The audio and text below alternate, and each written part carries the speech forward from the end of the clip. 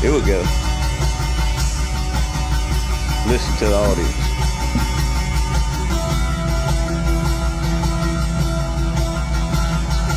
Look at them heads.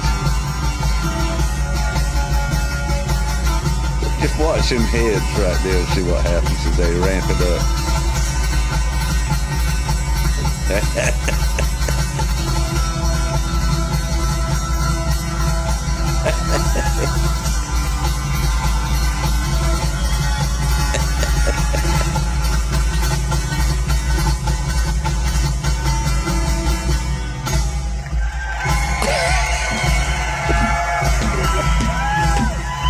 There it is.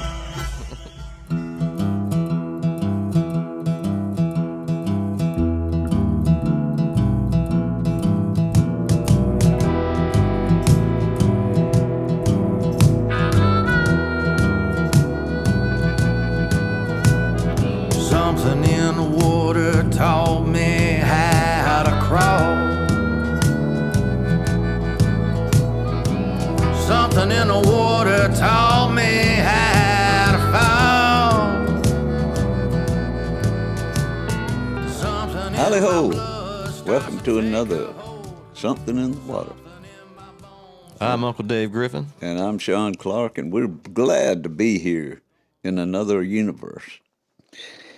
This is number 96. Boy, we're just pedaling faster and faster towards 100. And that's going to be a doozy, folks. All we got to say about that is this. It's going to be a doozy.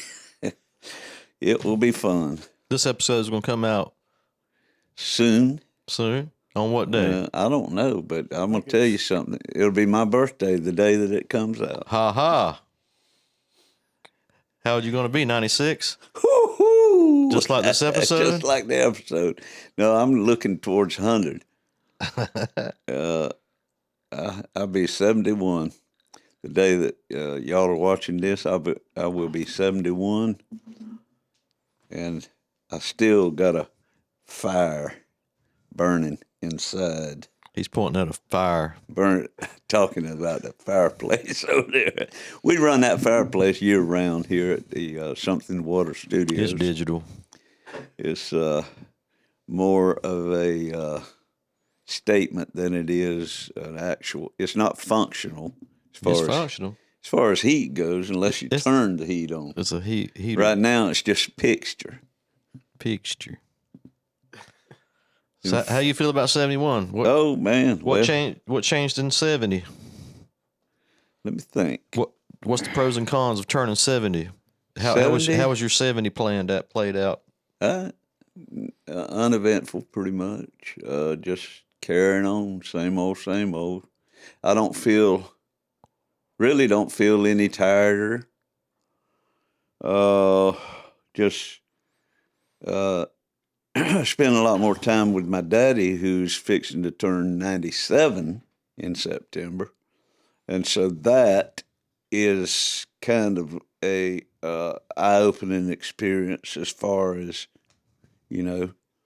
this, your own father, you pretty much, you got the similarities, and that you can see body build, whatever, and I sit there with him and see me in 26 years, if I make it that long. Yeah, man, heavy. Well, 70's the new 40. 70's the new 40. That means I'm still a teenager.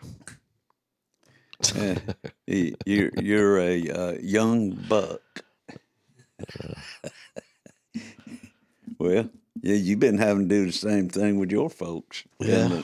Y'all must have better genes. Y'all further along than we are. Well, going through the same stuff.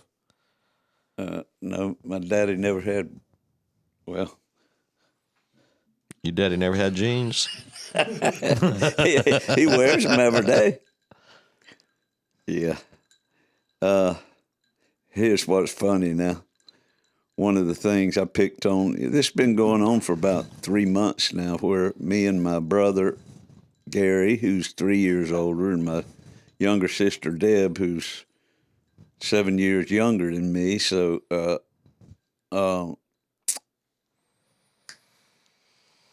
we've been splitting shifts, taking care of Daddy, and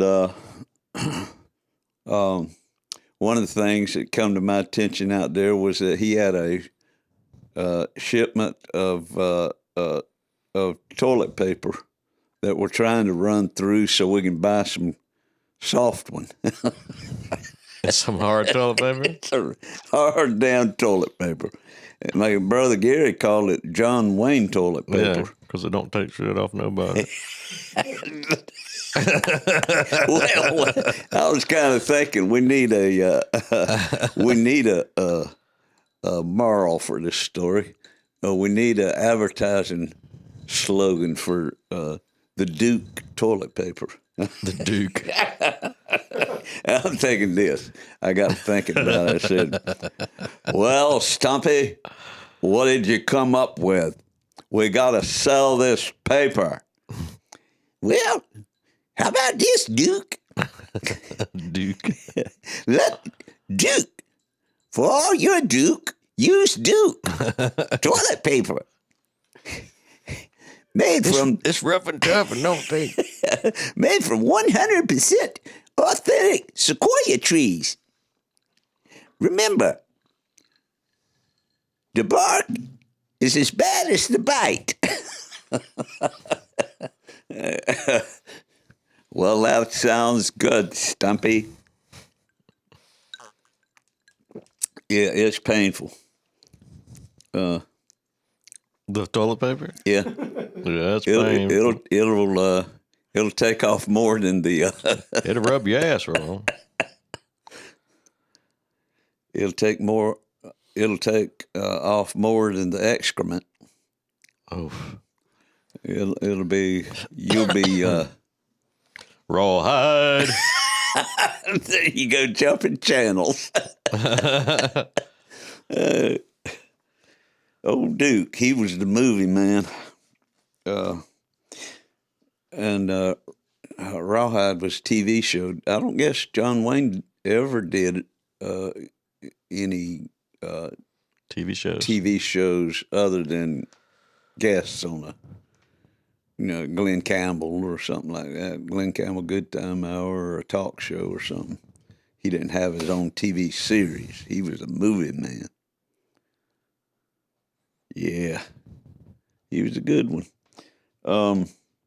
That's something else. Every time I go out to Daddy's, we sit there with the Dish Network, and there's a lot of Western channels on that. Yeah, that's what my dad's watching. The Cowboy Network, RFD, all kinds of movie networks where it's devoted to Gunsmoke TV episodes, Gunsmoke, Rawhide, Wagon Train, Yep. all of them, Bat Masterson, Tombstone, Death Valley Days, all them episodes that I used to watch as a kid. And the movies are good too. There's some from the 50s, some I've never seen. Some from the 40s, black and white. 50s started getting into Technicolor or VistaVision. That's what it was, and it's a damn fine screen colorization. It was not as authentic as it was. The blues were bluer, the greens were greener, and the browns were browner. Technicolor? It was VistaVision was what a lot of those early to late 50s films were shot in, and you can tell a difference. It's almost like colorized version, before it started looking realistic. Yeah. They're great. I was watching just last night. I was with him, and we watched a 1964 movie that I saw when I was 10 years old in the summertime of '64 at the Ritz Theater downtown Waycross. I remembered it was called A Distant Trumpet. It starred Troy Donahue was the lead role in it. And it was set in the West, cavalry days, and cavalry against the Apaches. And I remember the theme song from it and everything. Me and Gary and James Cock and all of our cousins, one side or the other, would hit town on Saturdays at the movie, at the picture show. And we'd spend the whole day down there. It was great. But that was one of them, 1964. And it. The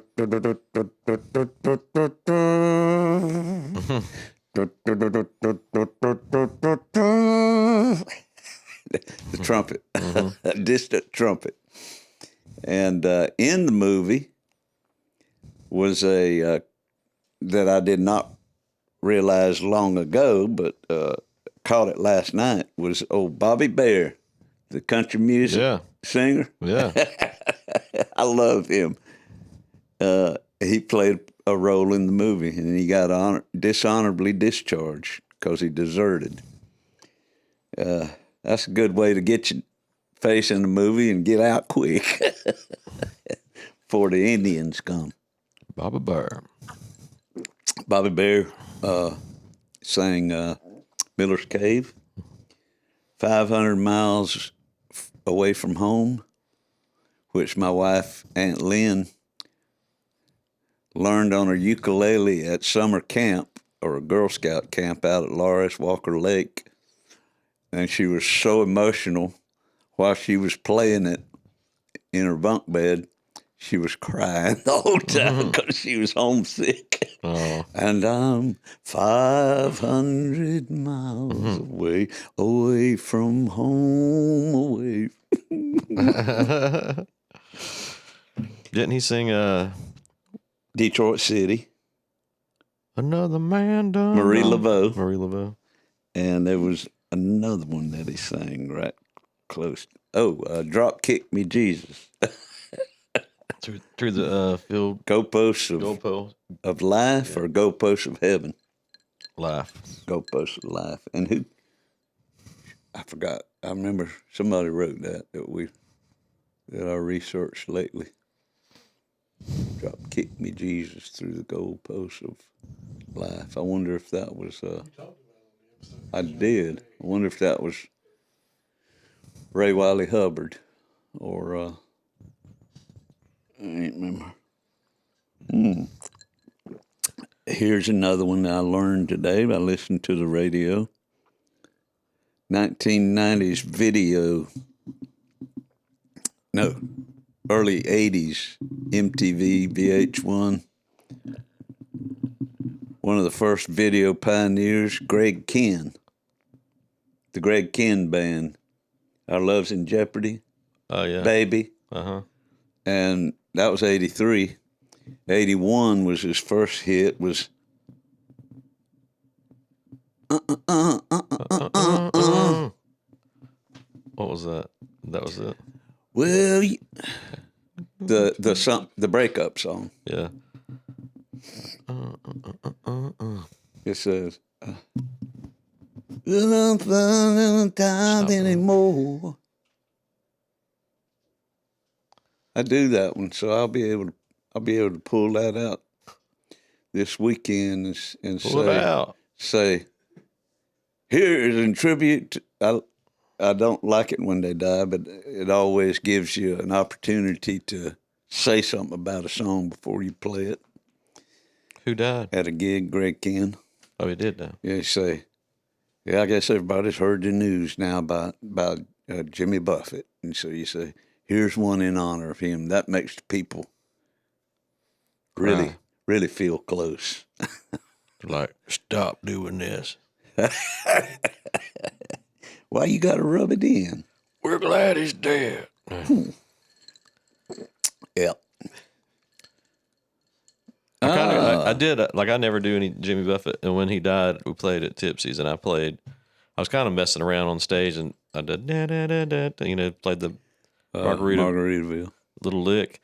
And then from the office, Susan was like, "You're playing that tonight, right?" And I was like, "Well, I mean, I can." And she's like, "You should." And I was like, "All right." And then everybody gave me crap about it. Like, why'd you do that? Like, everybody, like, people I didn't know, like, don't play that crap. Mm-hmm. And I was like, well,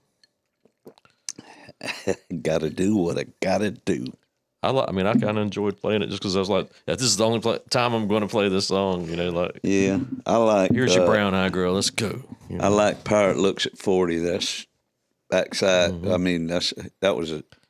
I don't know if it was a hit, but That's the one ever. That's Mother Ocean. yeah, that's the one. You know, that's the one that grabs him by the. And I always liked that. And Come Monday Come was a real desolate song. People like that. So this is our first podcast since y'all opened up for Blackberry Smoke. Yeah. Yeah, that I was there. No, we did. It was good. We didn't do a podcast about it already. We did a podcast talking about it. I thought we watched the videos, but we didn't do that, did we? No, boy, That was just me and you hanging out. I'm gonna tell you something. As a eyewitness, being there, they skint it back. And I was there talking to the crowd, some people, meeting people in the crowd, front row people, and all before the thing started. And we just chatting and stuff. And there's a lot of older folks there. It's kind of like Blackberry Smoke's crowd is a wide one, just like y'all. You know, y'all appeal to young and old. And when I say old, I mean people younger than me. But y'all are old too. We're old. I'm old. But anyhow, the baby boomer generation, y'all appeal to a lot of that. And so does I think that's Blackberry the last Smoke. generations that still like music. Like all these new Well, the some other of them are ones, just yeah, coming up. they're like, just kind of like, so they're like, it's, I don't need music. I just got an app on my phone. we needed it. We needed it. Yeah, And we still because need we were only dosed it from 3 to 7 p.m. on the radio. You know, that was the pop music of the 60s was from 3 to 7. And records. The radio and records was the only place we could get it back in our day. So it was kind of like doled out, you know, sparsely. And you'd hear it on the radio, you like it, you'd run down to the record store and buy the record, the 45, you bring it home, play the hell out of it. And then you'd be listening to the radio the next day. What's new? What's next? You know? Then get older, 16, I'll start buying albums and getting into it that way. But nowadays, yeah, Gen XYZ, it's so damn there, you know. They don't have to wait on it. That's their thing. That's why they're so bored and disinterested. Is they say, I'll deal with that later. Right now, I'm on a TikTok. Take a picture of what I ate. Right now, I'm on influence. Yeah, it was a necessity to us, you know. It was a need for us. It's a damn past tense luxury nowadays. XYZ. But they nailed it. The crowd, like I say, we were sitting there just meeting new people, you know. It was pretty crazy. It Sold was out full. show. It was a Sanger Theater in Hattiesburg, Mississippi, probably 1,000-seater, and it was slap full. And the people we'd talk to on the front row, you know, we'd get around to it. Yeah, that's our son going to play in this opening act. He's going to be playing that dang pine box right there. And they'd go, ooh. Handed out some festival business cards to people. And while y'all were backstage watching that clock get closer and closer to 8. And I'm sure it was a little bit like, you know, adrenaline. I mean, anxious, not from a scared point of view, but just from a Yeah, I mean, adrenaline point of view. Your adrenaline starts kicking in before you even go out there. That definitely was there, but I don't think it would. I was way better having Connor up there with me than like when, like those opening up for solo, Leon Russell yeah. solo. That was pretty nerve wracking. That was something. I was so nervous on that first gig that I was outside of my body, looking at myself, going, "Look what you did to us." Look what But you on this, did to us. like when me and Connor walked out, we just looked at each other and we were like, big eyed, like, "Oh, here we go." And I was like, "We play these songs 4 or 5 times a week. Let's go do it." You know, we just went out there. Yeah, but y'all hit it with full force. It was like, damn! It sounded like a damn hurricane had just slammed into the room. You know, it was like boom in your face, and I'm sure that the crowd, many of them having never heard y'all, was kind of like jolted, like, and probably looking at each other or staring at y'all and saying, "How can that much sound be coming out of that?" And at the end of the song, it was like, "Ah, woo!" And I think you said maybe 4 words. Yeah, Right after that first song, y'all said, "Y'all ready for some smoke?" I said, "Y'all ready for the smoke show?" Y'all ready for the smoke? He said 6 words, and I said, "You damn right." That's all you needed to do. I was talking about Blackberry Smoke. Yeah. I wasn't trying to be like, "We the smoke show." Yeah, right. I knew that. Well, I felt like that after I said it. I No, was like, they all knew it. Yeah, y'all ready for the smoke show? "Hey, pull up one of those Paul Campbell videos off of Yeah, I hadn't seen Facebook." them. You hadn't seen those? I hadn't seen Paul. Lynn's is great because you got the whole thing. Lynn went live the whole thing. Yeah. But Paul Campbell, who we stayed with the night before, Paul Campbell and Lorraine Flanders. he had a big, really big, nice, big, really friends. nice camera that zoomed in pretty good. Those were pictures taken from that show by the photographer that was traveling with Blackberry Smoke, Andy Sapp. Mm-hmm. Yep. Mm-hmm. Yeah, he took some good ones. He was like crawling around behind the stage. He's like, Paul's like, "Now the guys will be taking pictures. Don't let it weird you out." He's gonna be crawling around. I spent a lot of the show right next to Paul Lee back there Yeah, running too. sound. It was real good to see him. Uh-huh.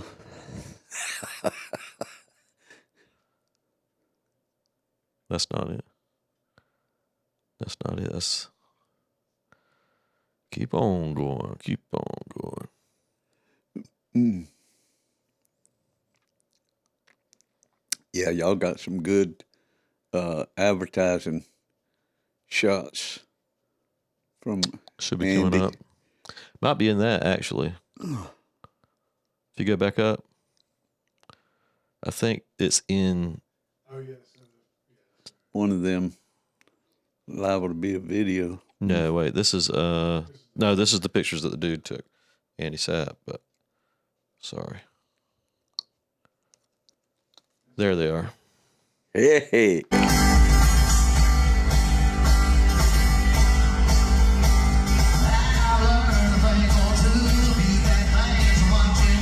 There's the photographer. There's Andy.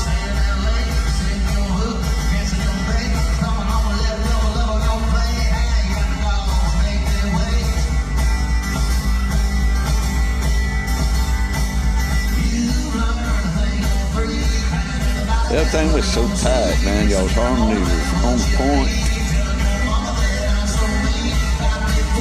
Nothing sounded half-assed. Nothing sounded scared. Nothing. It was just a visual force and sound. I mean, it looked like y'all was having fun. Looked like y'all was just. It was just a full-on assault, visually and sonically. We've been playing so much that and doing like 3-hour shows 4 you or 5 tend to times a have week. a hell of a Then lot of confidence. And you got to narrow that down to 45 minutes. Yeah, that was hard to do. That was the hardest part. It was like, what not to play? It's like, well, we can't play this one. We can't play that one. So we just picked the best of the best. Yeah. Put it on Hellcat. I like the audience Yeah. reaction. The same thing when Sean does it, what I call his Mexican machine gun. It's Connor. Here we go. Slinky. Swampy. There's a hill pad on the right. Little smoky. A little smoke. Ain't nobody hanging around. Better get yourself together before When Sean does that Mexican machine gun, You can hear you say that on Lynn's video. You're like, there it it is. never fails. Never fails. At the end of it, when they build it up, build it, and then they hit that, drop the bottom out, everybody goes, or at least one, you'll get at least one. Woo! But usually a bunch of them. You remember how that came about? Did you just? It probably just came about innocently. And, Yeah, we, and you decided It came about natural. keep using it. We were a 4-piece, so we had the solos, which is just the same progression. But I guess over time, like playing live, that I would just start Come going to fast. you, come back to the rhythm, and you do that. I would just do that, and while they solo, Oh, okay. like that I Yeah. put that under there, and then when it dwindled down to me and Connor, that was the Even, kinda- even more important. It takes the place of Yeah, having it's solo. very powerful. Also, y'all almost have trademarked it. I don't know if it, I don't follow everybody, but in the context of the Pine Box Dwellers, it is something that the people It's gonna happen. expect. Yeah. The people expect it, and they get excited when it starts. Well, it's kind of a one-trick pony thing, but Not really. I think you it's can't put it in every song, and we got it in a few you got it in already. several, but still, it's just y'all have coined the phrase. Here you go. Nope. But they already get into it, Yeah.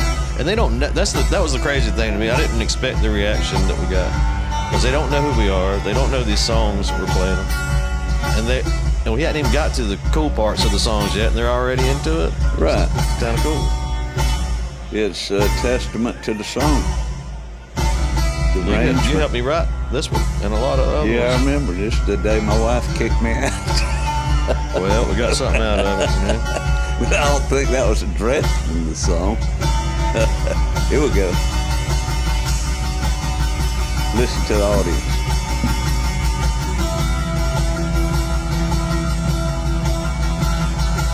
Look at them heads. Just watch them heads right there and see what happens as they ramp it up.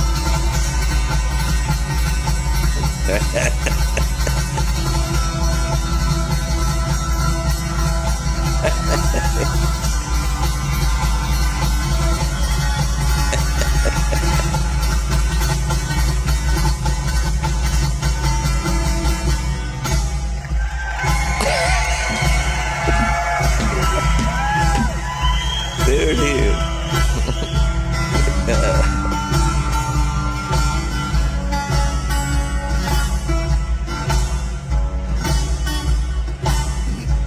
We ain't got to watch the rest of those. Well, it's I just like to hear the cheering. I don't like looking at myself much.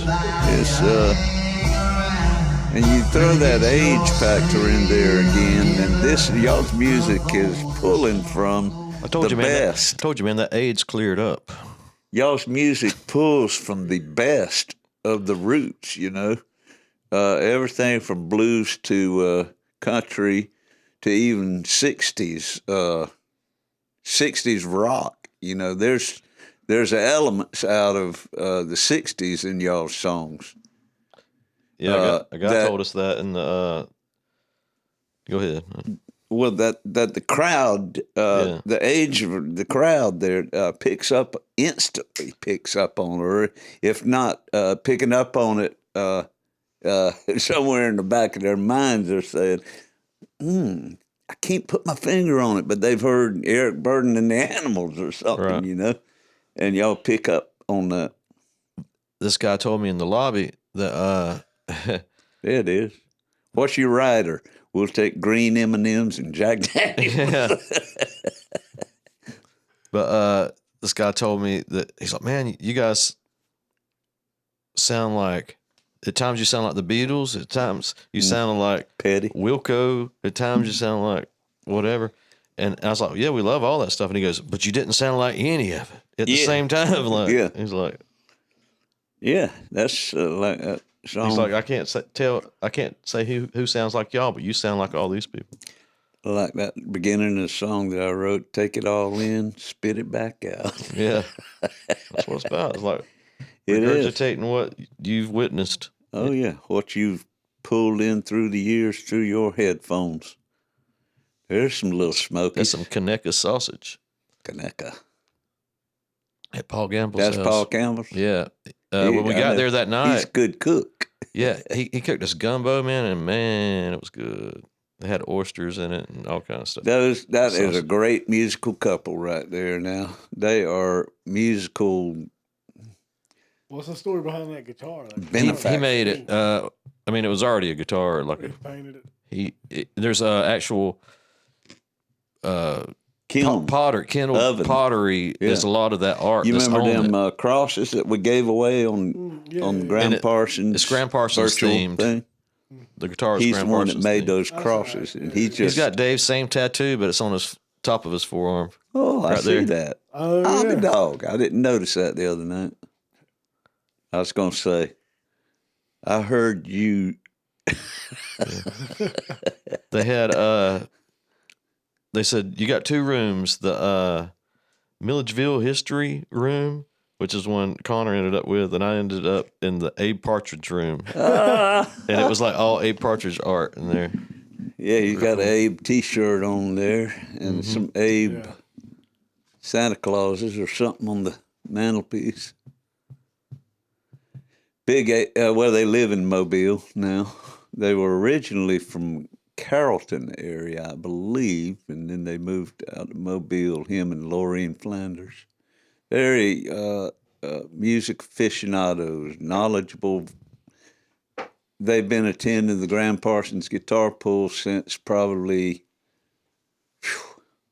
I don't know, 2011, 12 or something like that, when they first started coming, and just beautiful people. He usually donates some guitars to the festival to raffle off, and they're just And art big potter. fans and big music lovers. Got a lot of knowledge about it, a lot of love for the songwriting end of it too. Yeah, they're great. He's the one that came up. Him and her was the one that came up with a nickname for the guitar pool. Call it the Gramley Reunion. Mhm. So they always contributing something to, if not just good old friendship. They're coming up with food. Kaneka sausage. Just the sound of that. Yeah, but the Pine Box dwellers skint it back in Mississippi. And I'm going to tell you something. That's a long highway from Hattiesburg to Athens, Georgia. Yeah. I didn't think that was ever going to end. Whew. Driving Y'all through. drove it straight, didn't you? We Oh, went my God. we drove to Mobile, which was far enough, and then drove an hour and a half the next day. Oh, God. But the next day we woke up and drove to Athens. Yeah. You did too. Yeah. We didn't know. We thought y'all went home. We didn't know where y'all ended up. Well, it took us enough. we were going to branch off and go to Philadelphia, Mississippi. I stopped in What? Philadelphia, Mississippi. Marty Stewart From there? home place, and he started a museum there called the Congress of Country Music, like Philadelphia, the Congress of Country Music. And I could not get Signal? Wi-Fi signal anywhere on that road in Mississippi. I guess the infrastructure hadn't got to them yet, They got to pump in Wi-Fi. and I'd have to go back. I drove took a left in this town. It was Meridian, Mississippi, home of Peavy. I took a left and headed out the highway towards Philadelphia, thinking we can make this. But I don't know how far Philadelphia is because the map wasn't working.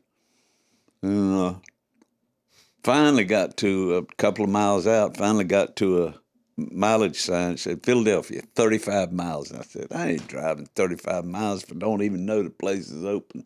Yeah. So then we backtracked, started stopping at every little place. Say, you got Wi-Fi? And I'd stand in there, nothing happened. We had to drive all the way back to Meridian, stopped in McDonald's, went inside, got the Wi-Fi, found out Congress of Country Music was closed on Saturday. Well, we just lost a whole hour right there. And then it was about lunchtime, so then we pulled off, headed back to the interstate, and there was a Mexican restaurant. So we just can't pass them up. The Mexican restaurants are as good as Indian restaurants. They're a funnel a dozen.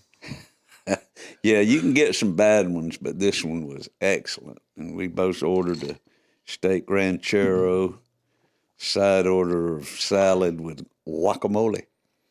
And that was the best guacamole I think I've ever had. And Guacamole's guacamole. This was even better. It's spicy. And no, it was good. It was just had a flavor to it. A lot of them don't have a kind of bland, but this one had a melt in your mouth kind of. And of course, the old frozen margarita that I always loved to get Margarita mudslides. with mucho salt. No salt on the rim. And so there was another hour there eating on that. So we lost a good 2 hours in Meridian, Mississippi, put us on the road, and it was turning dark by the time we hit Atlanta traffic. And that right there will wake you up in a hurry. I hate God, it's terrible. It's like looking at them signs as they flying by. Oh, my God, I got your rap's working then. It says 1.3 miles, got to get over to the left. And I'm way over here now. It's hair raising. Remember that time we were coming back from God, and that thing spun out. It was like Yeah. a wheel hub or something. It was like a car part. It fell off, and we're like doing 80 bumper to bumper everywhere. And all of a sudden, you just see some black sparks thing It come from skidding under a across car the pavement. and we under my minivan, and it hit one of those wells that hold the seats that fold down under it. And we didn't know that's what it hit, but it hit under my car like a war has started. Like, bah! And we had to get over all those lanes to get over. And that's what, and that well was just dented in from whatever we hit. It was like an engine block. Or something. No, but I think about what they had to experience after losing that. Ain't no telling what happened to them. Or who got hit behind us. God knows that's the thing That'll wake you up. That's the things about that you don't know on a drive like that, high speed driving like that. Some random. Is just like when's somebody gonna lose something, their mind, or a part, or a tire, or even your car. What if it happens I've dodged to your tires. car? I've dodged them bouncing tires coming at you. Yeah, they will cut you in half like hot butter. But yeah, it was a great weekend, and we followed them to Nowhere Bar at Athens the next night, and Scotty Nicholson and Adam Poulin, Yeah, it was good. fiddle and keyboards. Man, it was a Right. good show. George was there. The owner of the Nowhere Bar was there briefly. We left there. We closed it down and didn't have a room or anything, so we sat across the street I didn't have a room. with Scotty I didn't know that. and sobered up. And while we were there, this vagrant from around Warner Robins area was there, drunk and poor mouthing. All my buddies left me. My truck's at their house. I ain't got my phones in the truck. I don't know. What's King Street? Scotty said, go 2 blocks down, take a right, and keep walking. And he just sat there, and I pulled my guitar out and was playing songs and all. He just started pulling money out, tipping me.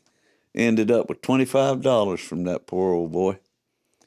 And he was hanging around to get a ride. And So he wasn't homeless or nothing. no, he was just, he got I caught thought, with he his, was shooting you a line of bull or something like. he My got caught. wife's pregnant. He was drunk, and all of his buddies probably turned their backs on him for a reason. Mm-hmm. He was drunk, and they all left, and he was out there trying to pick up women, and it just didn't work out for him. So he joined us on the corner and tipped me $25 and was hoping either my car or Scotty's car would take him to King Street. And we both said, man, I ain't got room. And Scotty said, man, I'm sorry, man. Because, you don't know. Right. Ted Bundy. So, where'd y'all sleep? Oh, we just hit the road and drove to Savannah. What? Why? Stayed Got at a us- room there. Got huh? us a room there. Spent the night there. One more night. That's what we like to do sometimes. Wow. We're not ready for a weekend to end. So we went down to River Street that night and listened to a solo music performer. Y'all made it there in time to hear somebody play that night? Hell, no. We made it there Sunday morning at 11 Got a room, but you couldn't get a room. and got a room immediately. How? They don't let you in till 3? She said, I got a secret for you, baby. She said, you want to join the Best Western? No, she said, you want to join the Quality Inn Awards program?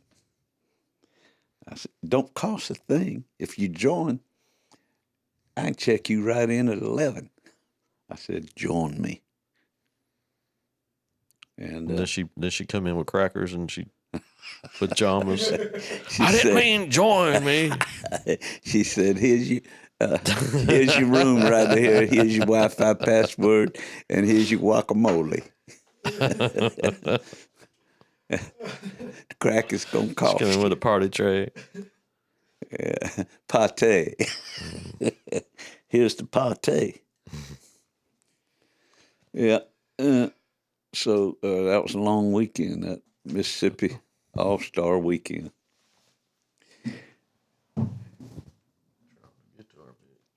You got some songs? Got anything new? I don't got anything new. I ain't had time to slow down like you. You don't slow down either. Oh God, you ride on knows, the go. man. I am writing. This is bizarre. You've always written. No, not like this. This is like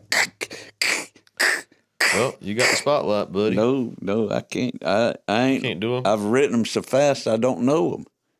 I ain't learned them. But Daddy's house, going out there, is because I just totally shut off from anything. I still don't have a phone. Being out there's no Wi-Fi, and it's just television. You don't have to. You can sit there and write a song in front of him. You don't feel weird. No.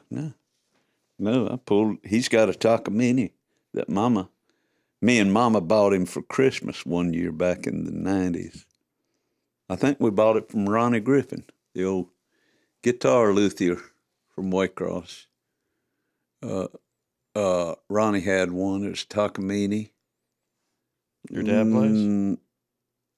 He fancies playing. And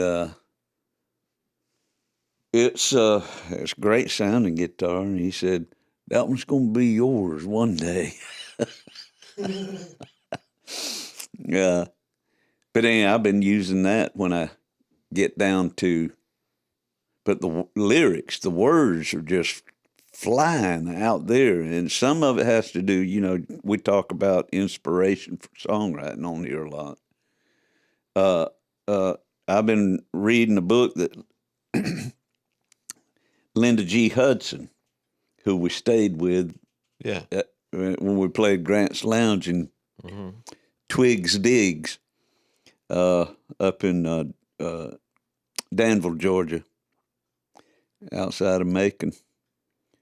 When we were there, before we left that Sunday, she said, I'm reading this coffee table book about the songs of Willie Nelson. He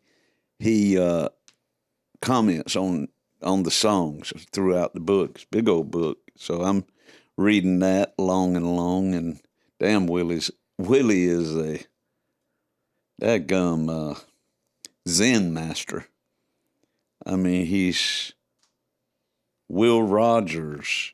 He's just like thoughtful and, philosophical and high on weed, and all of it just, comes out. A lot of people gave me crap for writing Hello Walls because they said, that's stupid. You talking to the house. And then when Fair and Young cut it and went straight to the top, they all said, smart.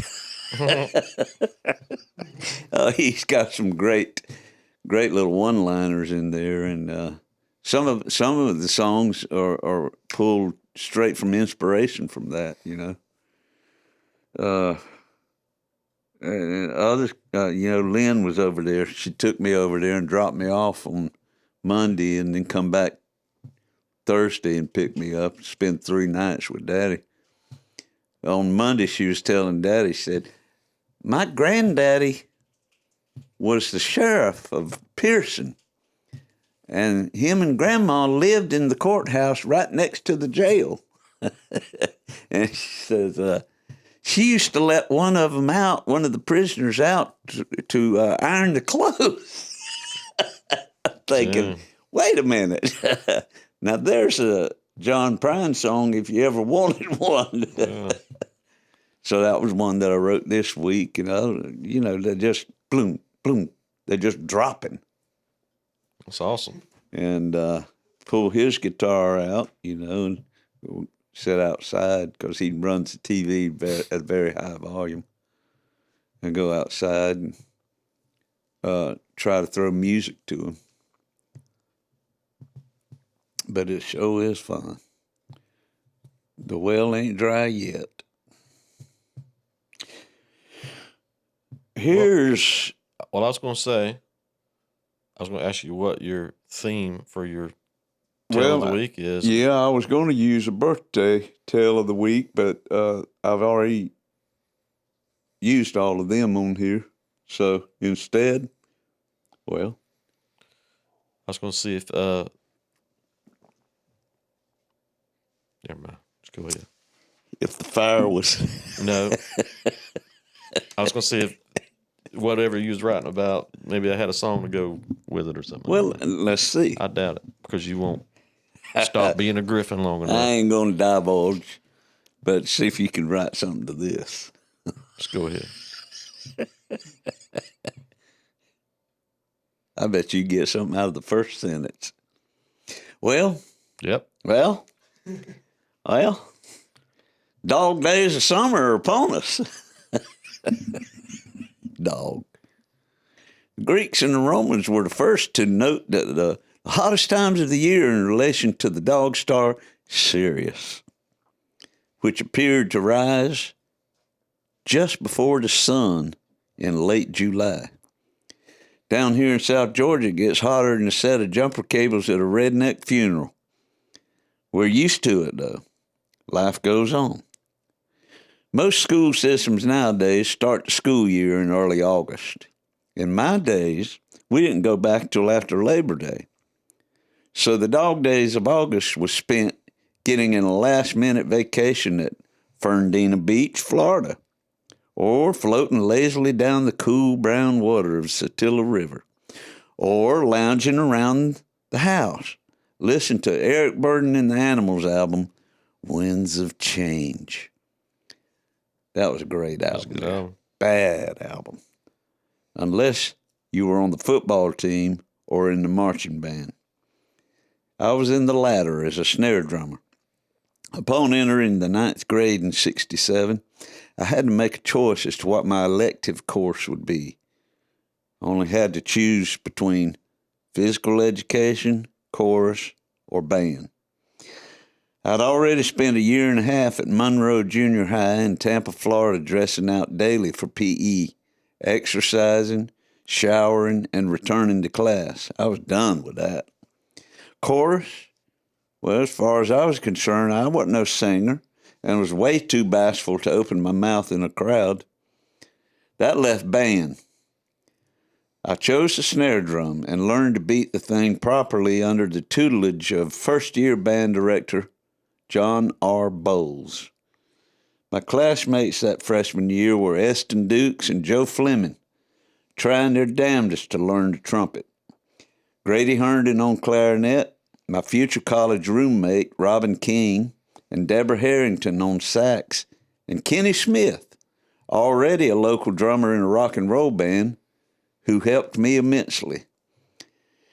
As beginning band students, we weren't allowed in the marching band until we mastered our instruments.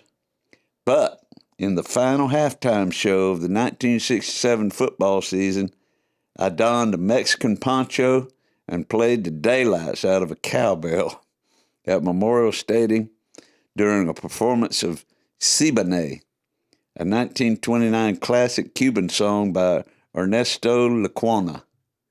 There he is, pondering Siboney. August 1968 marked my first Dog Days band camp. The 2 weeks leading into the new school year were spent all day, Monday through Friday, putting together the pieces of our debut halftime show.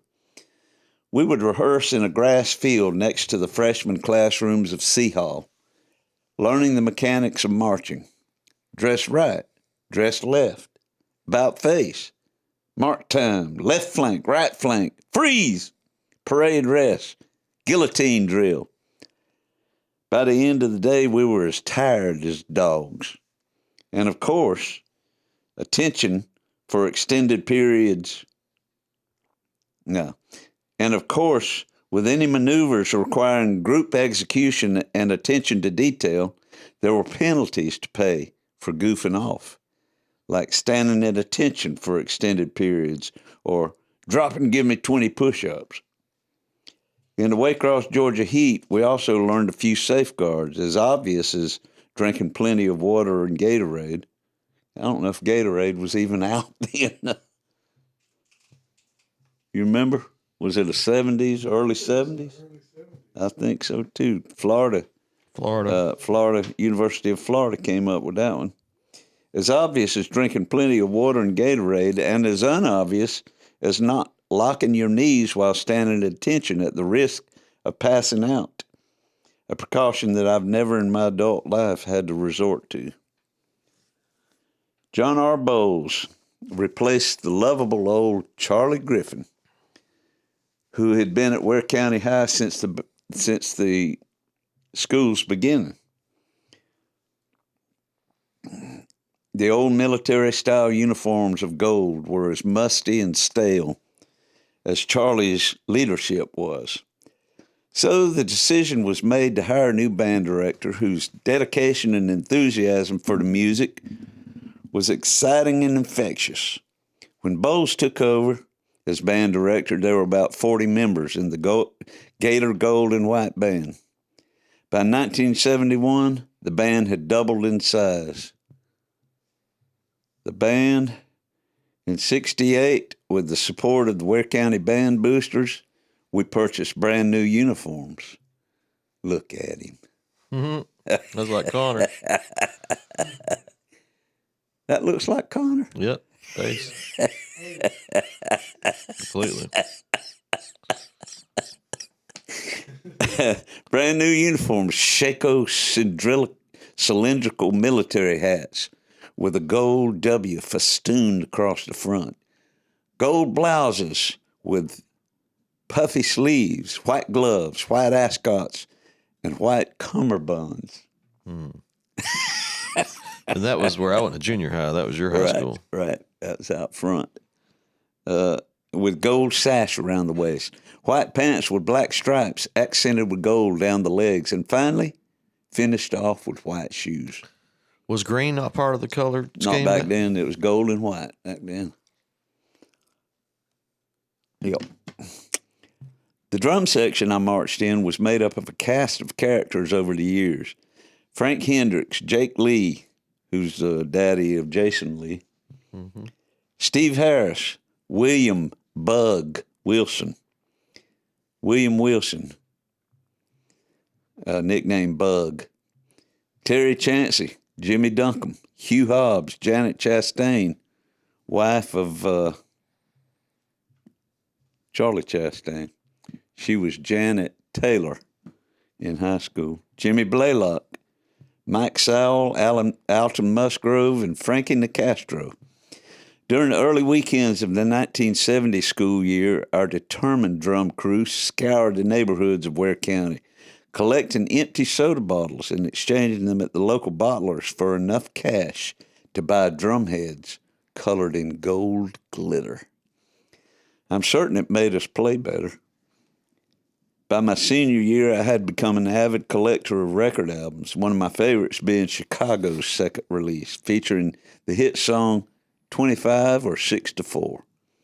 I brought the album to Mr. Bowles and asked if he would consider scoring the song for the marching band to perform. He did, and it was a lot more current than Ernesto Lecuona's Siboney. Some of my standout memories are marching through the streets of Waycross during the Christmas parade, deftly dodging the lumps of horse manure in my path. Why they always put us behind the horses. The heavy snare drum that was strapped around my shoulder would beat up and down mercilessly against my left leg, which was way too skinny for any leg rest to fit around. The leg rest attached to the drum and was supposed to hold it in place while you went up and down. Instead, every time my leg went up, the snare drum went out. And when it came down, the snare drum came banging into my leg. Them things was big, too. After the parade would find me at home, soaking a multicolored thigh bruise in a bath full of Epsom salts. Over the summer of 70, leading up to my senior year, I took a job in the advertising department of the Waycross Journal-Herald, working alongside Bud McCleskey and under the watchful eyes of Mr. Markey, Mr. Towns, and Morris Johnson.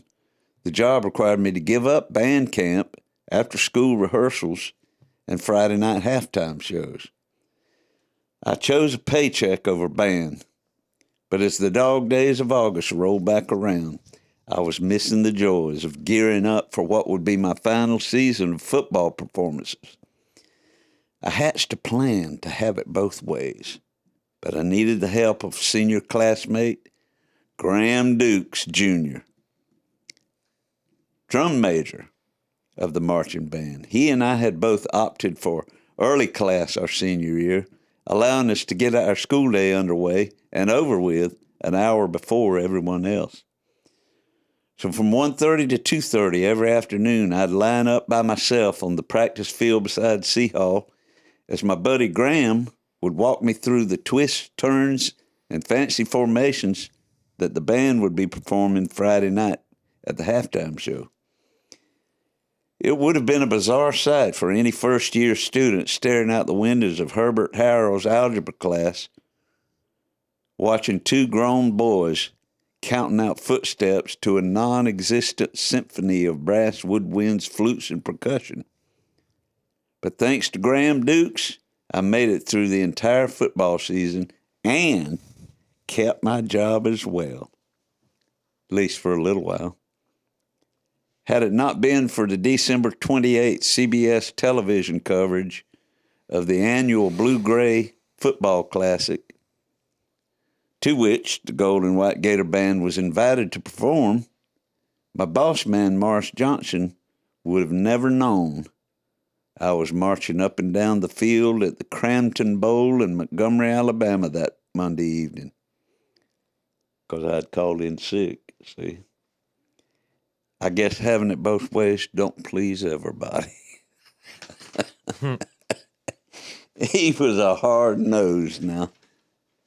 He was, when I took that job the summer before my senior year, I was still pretty much young and bashful. I didn't, I wasn't real outgoing. You weren't I just Cadillac Dave yet. stuck to myself a lot, and just kind of kept it all, I'll speak when spoken to. And he was all about, you got to. Dave, let me tell you something. You need to push yourself out there. You ever heard of Dale Carnegie? No. Well, I took the Dale Carnegie course, and it was the best thing I ever did. Dale Carnegie make you get out there and relate to people and say something. I said, okay. And so he was that kind of personality. And then he was the one that watched the Blue-Gray game and saw my smiling ass. He said, when I hired on that job, he said, now you got to give up that band. I said, I'll do it. And then when it came down to it, I said, maybe I can do both. And I say it went smooth, till it got to that one game. The only time I ever asked off was that Monday to go to march in the football classic. And he saw me on TV, and when I got back, he said, I thought you'd quit the band. I said, well. And anyhow, he made me feel about like that. And I went home and told my daddy about it. Daddy, this is one of them moments that... He pistol whipped him. No, Daddy, he said, we're going down to your work tomorrow. Don't you worry about it. Daddy went down there and blessed him out. He didn't know... that Dale Carnegie course didn't do a damn thing for him that day because he was just on his back foot. He was on his back foot, So it's just maybe I was the one reading it all wrong. Maybe he was just he was browbeating hell out of me when I came back though to that job that next day, and my response to that was, I can't work here with that guy. And maybe he was just kind of like, he'd have forgot about it by the next day, probably, And what are you talking about? I'd have been fine. But the next day came along after I told my folks. And Daddy marched in there on him. I'll show you a marching band. And you still kept your... No, I didn't go back. After that, it I was left over. the job. I left it. It was done.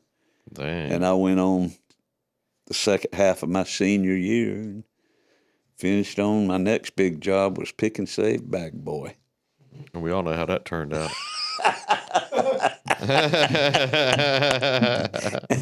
I ain't a telling. Well, folks, that was the tale of the week, and we appreciate y'all watching, listening, and be sure you tune in for our 100th episode coming up November the 1st shortly. Yeah. That's going to be a fun one. Appreciate y'all always. Keep on doing what you're doing. Keep on watching and share us with everybody that you see. and we'll see you again.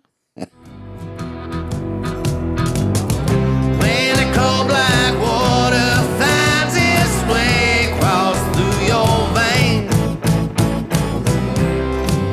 it just might seal your fate.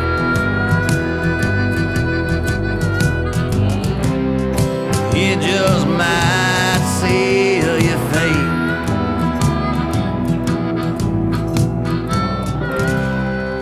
It just might seal your fate.